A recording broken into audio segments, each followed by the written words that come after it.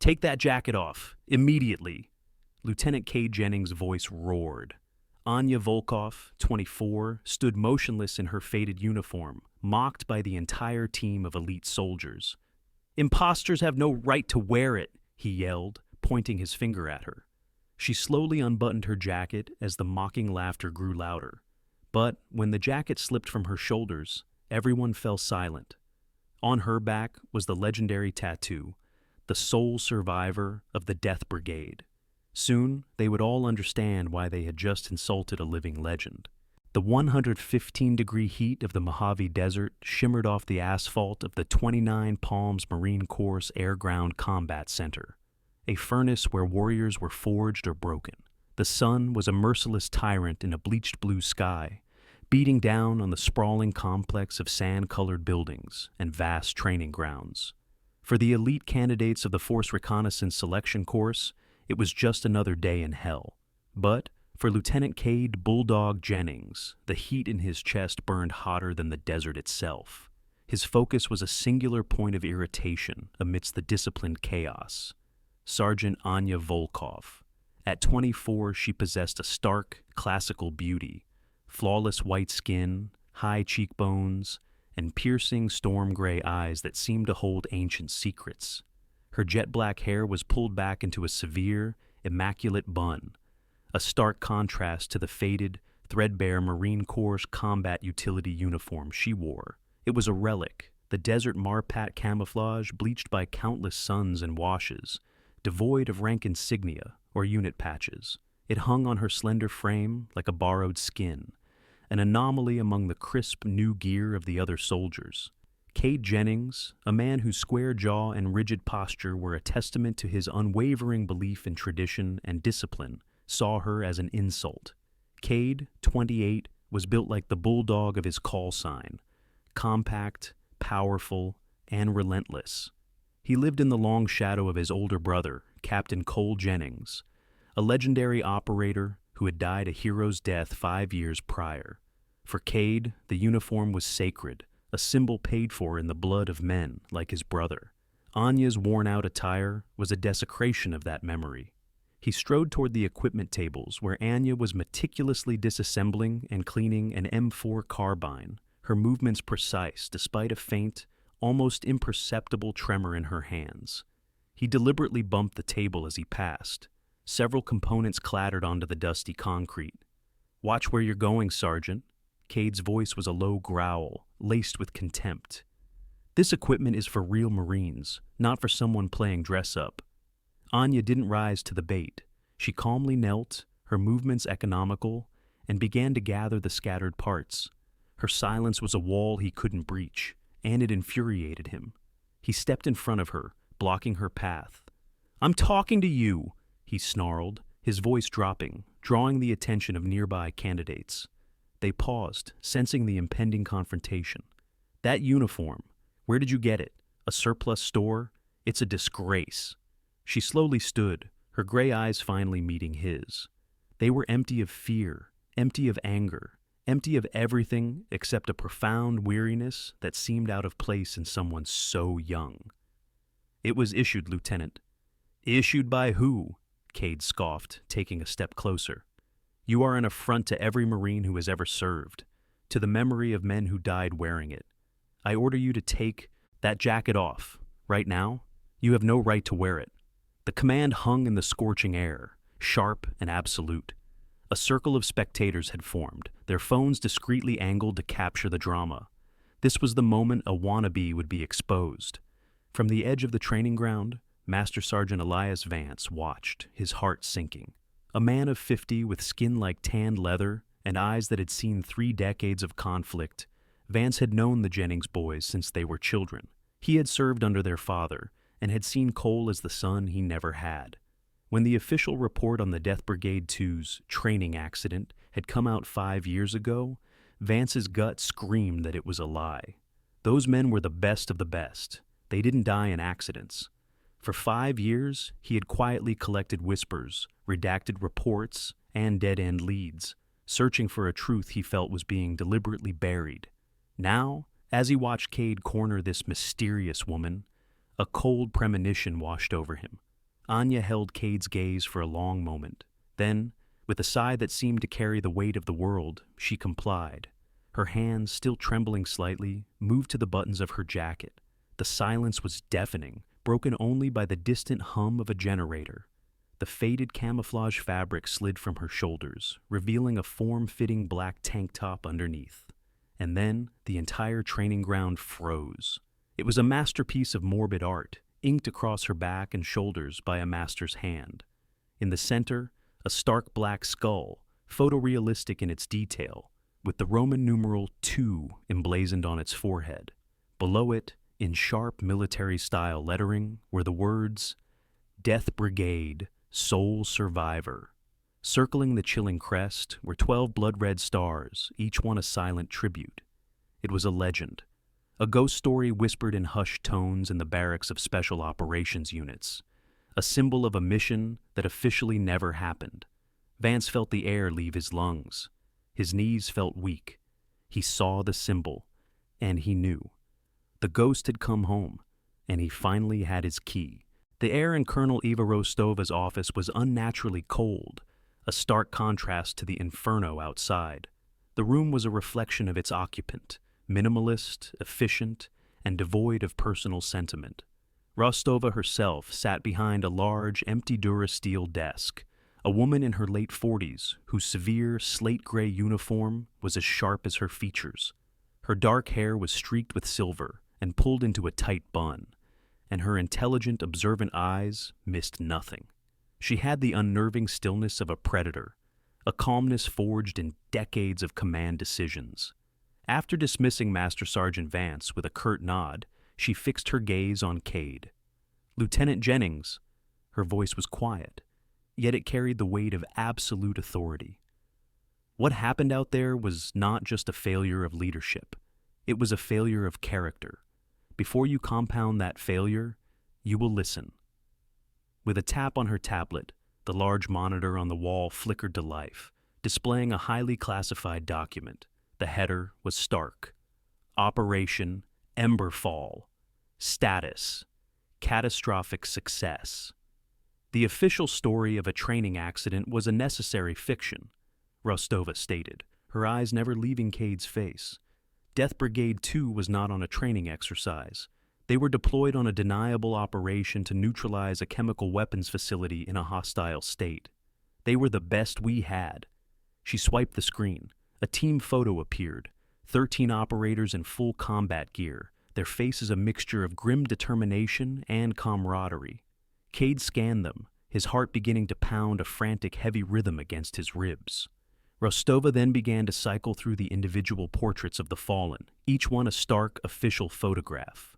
1, 2, 3, 4. On the 5th, Cade's breath hitched in his throat. It was his brother, Captain Cole Spartan Jennings, younger, smiling with that confident grin that Cade had idolized his entire life. "The intel was catastrophically wrong," Rostova continued, her voice a flat monotone. "They expected 50 hostiles. They walked into over 200. They were surrounded, cut off, with no chance of extraction." As Cade stared, paralyzed by the image of his dead brother, Rostova's internal conflict raged. She remembered finding Anya 5 years ago in a field hospital in Germany, a wraith-like figure with haunted eyes, her body a roadmap of scars, her spirit shattered. Rostova, then a major serving as a psychological liaison, had spent months piecing the young sergeant back together, helping her navigate the labyrinth of survivors' guilt and PTSD. Forcing this confrontation now felt like a betrayal of that trust. Was this mission, this phoenix rising, a chance for Anya to finally find closure? Or was she pushing her prize soldier off a cliff she had only just managed to climb? It was a dangerous gamble, but one she had to take. "They fought to the last man," Rostova said, her voice softening almost imperceptibly. But in the final hour, command fell to the last operator still able to lead. She tapped her tablet one last time, not an image, but an audio file. The speakers crackled to life with the chaotic sounds of a desperate firefight, gunshots, explosions, and strained, frantic voices. And then, a voice cut through the noise, young but shockingly firm, stripped of all emotion. It was Anya's. Alpha, this is Nyx. Spartan's position is compromised. Enemy fire is concentrating on him. I repeat, Spartan's position is compromised. We have to move with the intel now. Sacrifice 1 to save 11. Withdraw now. The recording ended. The silence that followed was absolute, suffocating. No, Cade whispered, shaking his head. The word grew louder, fueled by a tidal wave of grief and betrayal. No! He slammed his fist on the steel desk, the impact echoing through the cold room. He whirled on Anya, his face a mask of raw agony. You abandoned him. You left him there to die. For the first time, Anya's iron control shattered. The tremor in her hands became a violent shake. Her gray eyes, no longer empty, blazed with 5 years of pent-up anguish. I saved 11 other men and completed the mission your brother died to protect. Her voice cracked, raw and powerful. You think I wanted to make that call? I live with that decision every single day.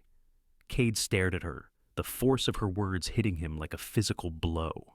His perfect heroic image of his brother, the foundation of his entire identity as a Marine, crumbled into dust. He wasn't just wrong about Anya. He was wrong about everything. The shame, the grief, and a bewildering, directionless rage overwhelmed him, and he staggered back, his world completely undone. The selection for Operation Phoenix Rising was unlike any training these hardened soldiers had ever endured. Anya transformed a section of the base into a crucible of psychological and ethical warfare. There were no grueling 20-mile marches or impossible obstacle courses. Instead, the candidates were thrown into hyper-realistic simulations where moral lines blurred and every choice had a consequence. Anya wasn't looking for the strongest or the fastest. She was looking for the ones who wouldn't break when faced with impossible decisions. Cade Jennings, stripped of his bulldog bravado, was the first to volunteer. He moved with a quiet, heavy determination, his usual confidence replaced by a desperate need for atonement. His presence was a source of immediate tension. The others, the best operators from various units, saw him not as a fellow candidate, but as the arrogant officer who had humiliated their new commander. The most vocal of his detractors was Corporal Mia Chen. At 22, Chen was a whirlwind of focused energy, a cyber warfare specialist whose fingers could dance across a keyboard like a concert pianist. She was petite, with sharp, intelligent features of Chinese-American heritage, and her dark, analytical eyes seemed to dissect everything and everyone. She saw the world in code and logic, and Cade's past actions were an illogical variable she couldn't trust. During a debrief for a failed simulation, she confronted him directly, her voice cutting through the room. "With respect, Lieutenant," she said, though her tone held none, "your record shows you use authority to intimidate. How can we trust you won't crack under real pressure and sacrifice one of us for your own glory?" Cade took the verbal blow without flinching. "You can't," he answered honestly, his voice low. "Don't trust my words. Judge my actions." He lived up to that promise. In the next exercise, a simulated downed pilot rescue in a hostile urban environment, their position was compromised. A simulated explosive device was triggered, collapsing a hallway and trapping one of the team members under debris. As the others focused on establishing a defensive perimeter, Cade, without orders, was the first one into the kill zone, using his strength to heave rubble away while exposed to enemy fire. He was the last to leave, only after ensuring the trapped soldier was free. Chen watched from her overwatch position, her expression unreadable, but the seeds of respect had been planted. That night, Anya found Chen in the comms tent, surrounded by the glow of multiple monitors. Anya held out a small, ruggedized hard drive. It was a simple black object, but it felt heavy with the ghosts it contained. "This is everything I could recover from Emberfall," Anya said, her voice barely a whisper. "I've always felt something was wrong. The intel wasn't just bad, it was perfectly wrong. Our comms went haywire at the worst possible moments. It felt deliberate." Chen took the drive, her fingers tracing its casing. She understood the weight of this trust. "You think you were set up." "I think my team was murdered," Anya corrected, her gray eyes turning to ice. "Find me proof." For the next 48 hours, Chen locked herself away, fueled by caffeine and a relentless obsession. She navigated layers of military-grade encryption that would have thwarted anyone else. Late on the second night, she found it. Buried deep within the comm system's source code was a tiny, elegant string of malicious code, a digital ghost. It wasn't just a jamming program. It was a sophisticated Trojan horse designed to intercept outgoing signals and transmit false location data to a hidden recipient, all while making it look like a standard system malfunction. Death Brigade 2 hadn't stumbled into a perfectly laid trap by chance. They had been led there. The mission was a chaotic symphony of controlled explosions and whispered commands. They found Dr. Thorne, a man in his 50s with terror in his eyes but an unbroken spirit, huddled in a server room. As Mia Chen's fingers flew across a terminal, downloading critical data, the building shuddered. Red lights flashed and a synthesized voice announced the facility's self-destruct sequence, 10 minutes. On another screen, the countdown for the Cerberus virus activation accelerated, 8 minutes. "We have to go now," Cade yelled. Their retreat was a desperate sprint through crumbling corridors. A secondary explosion erupted from a booby-trapped doorway, sending a wave of shrapnel and concrete dust down the hall. Anya shoved Cade and Thorne clear, but a piece of twisted metal caught her leg, pinning her to the ground with a sickening crunch. The pain was blinding. She couldn't move. Enemy forces converged on their position, pinning them down. They were trapped. Cade dragged Anya behind cover, his face grim. The mission was fractured, their escape route cut off. He looked at Anya, then at the data drive in Chen's hand. He saw the impossible choice laid bare before him: sacrifice his commander and the asset to allow one person to escape with the drive, or they would all be neutralized. Anya saw the torment in his eyes, the same torment she had lived with for 5 years. "I had to make a decision, Cade," she gasped, her voice strained with pain. "Now it's your turn." But as Cade looked up, his eyes scanned the ceiling, tracing the network of pipes. His gaze locked onto a large yellow conduit, a high-pressure natural gas line. It wasn't a tactical map. It was a ghost of an idea, a madman's gamble. He wasn't the man his brother was. He wasn't the commander Anya was. He was something new, forged in the fires of his own mistakes. He would not repeat history. "Chen, get Thorne and Anya to that ventilation shaft. Now!" he roared, finding his voice. The command was absolute. "Everyone else on my mark, put a single round into that gas line." It was a third option, born from desperation and a refusal to accept the old sacrifices.